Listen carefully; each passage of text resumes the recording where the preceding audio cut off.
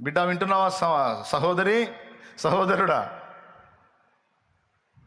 అన్నా నాకెందుకన్నా అందరికీ తల్లిదండ్రుల నుంచి నా తల్లిదండ్రులు దేవుడు తీసుకున్నాడన్నా, నన్ను అనాథం చేశాడన్నా. అందరికీ భాగస్వాముల నుంచి నా భాగస్వామిని తీసేసుకుని నన్ను ఒంటరి మహిళను చేశాడు. అందరి సంతానాన్ని నిలబెట్టి నా సంతానాన్ని తీసుకొని నన్ను కడుపు శోకానికి తీసుకెళ్ళాడు.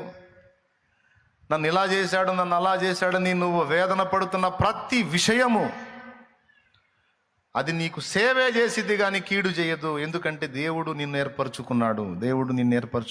దేవుడు ఏర్పరచుకున్న సాధనం నువ్వు. ఏర్పరచుకున్న సాధనాలకే స్పెషల్ ట్రీట్మెంట్. స్తోత్రం. అర్థమైంది? అందరికీ ఉండదు. కొండలోని రాళ్ళు చాలా ఉంటాయి. కొండ అంటే అనేక రాళ్ల సమూహం. కానీ ఏ రాయి మీద శిల్పి మార్కు చేశాడో అది కొండ నుండి వేరుపరచబడిద్ది, ఒక ప్రత్యేక స్థానం ముందు నిలపబడిద్ది, రోజు కోటింగ్ పొందిద్ది. అది మిగిలిన కొండంతటికి ఏ ఇబ్బంది ఉండదు. దేని మీద మార్కు చేశాడో అది వేరుపరచబడిద్ది, అలాగే గాయపరచబడిద్ది కూడా. ఎంతమందికి అర్థమవుతుందో ఏమో. మరి ఏం చేయబడిద్ది? ప్రత్యేకించబడిద్ది మరియు గాయపరచబడిద్ది. ఫలితంగా ఏం జరిగిద్ది? అయ్యేమో ఎప్పటికీ కొండరాళ్ళు బండరాళ్లే, కానీ ప్రత్యేకముగా గాయములు పొందినది ఇదేమో ఇక శిలగా ఉండక అది శిల్పంగా మారిద్ది. అది ఆకర్షణీయమైంది. అర్థమైందా? చిన్ననాటి నుంచి నాకు బాధలు, అవమానాలు, శోధనలు, వేదనలు, తృణీకారాలు, తిరస్కారాలు అలవాటు. దేవునికి స్తోత్రం కలుగునుగాక. అంటే చిరుప్రాయం నుంచే చెక్కుకొచ్చాడు. అన్ని విషయాలలో నలగగొట్టి, విరగ్గొట్టి సిద్ధపరిచాడు. ఇప్పుడు తన కార్యాలను దేవుడు బలంగా జరిగిస్తూ ఉన్నాడు. నా బాల్యం నుంచి కూడా నేను అలా ఆలోచించుకునేవాడిని, అందరి బతుకులు ఇంతే ఉన్నాయా, నా బతికెట్టుందా, మాకే ఎందుకు ఇన్ని సమస్యలు, మాకే ఎందుకు ఇన్ని కష్టాలు, మాకే ఎందుకు ఇన్ని ఇబ్బందులని మీలో కొంతమంది అనుకున్నట్టు బాల్యం నుంచి కూడా కొన్నిసార్లు నేను అనుకున్నాను.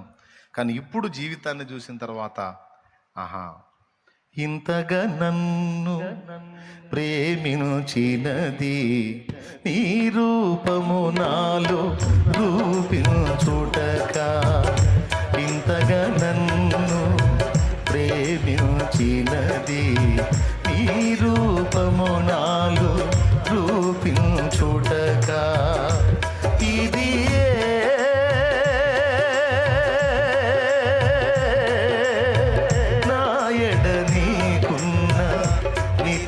సంకల్పమా, నాయడ నీకున్నా నిత్య సంకల్పమా.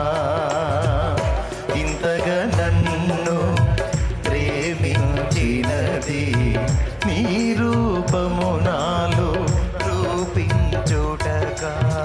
శ్రమలలో సిలువలో నీ రూపు నలిగినదా, శ్రమలలో సిలువలో నీ రూపు నలిగినదా. శిలనైనా నన్ను నీ వలె మార్చుటగా, శిలనైనా నన్ను నీ వలె మార్చుటగా. శిల్పకారుడా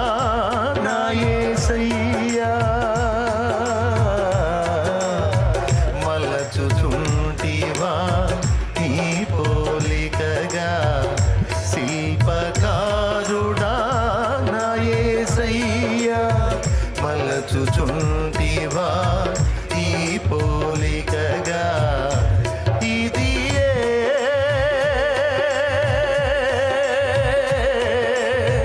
నా ఎడ నీకున్న నిత్య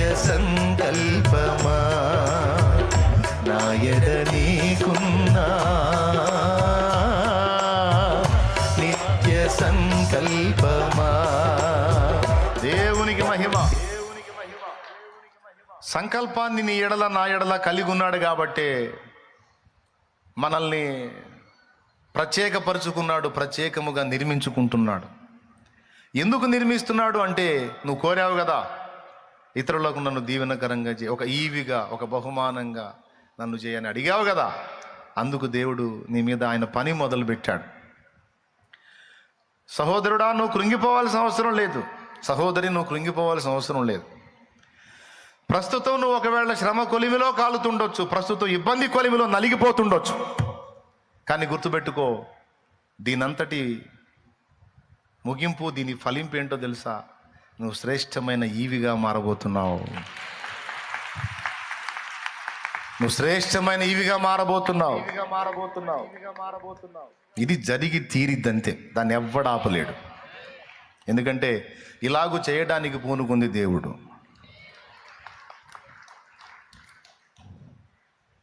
తన్ను తాను ఆ విధంగా పరిశుద్ధునికి అప్పగించుకోవాలి. సిద్ధ మనసు కలిగి, సిద్ధపరచబడిన గుండె కలిగి. ఎఫ్రాయిము పిరికి గుండె గల గువ్వాయను అన్నట్టు ఉండకూడదు. అర్థమైందా? ఎఫ్రాయిము పిరికి గుండె గల గువ్వాయను అన్నట్టు ఉండకూడదు. దేవా, ఇదిగో నీ చిత్తము ప్రకారం నన్ను నిర్మించు, నేను సిద్ధంగా ఉన్నాను ప్రభువా, కానీ నన్ను వెలిగించు అని ప్రార్థన చెయ్యి. దేవుడు భక్తులను ఈవులుగా మార్చడానికి ముందు వాళ్ళని అనేక రకాల అనుభవాల్లో గుండా తీసుకొచ్చాడు. అంతెందుకు, మన ప్రధాన యాజకుడైన యేసయ్యను కూడా అనేక రకాల అనుభవాల్లో గుండా తీసుకొచ్చాడు. దానంతటి ఫలితం ఈరోజు అనేకులకు యేసయ్య ఆరాధ్య దైవం.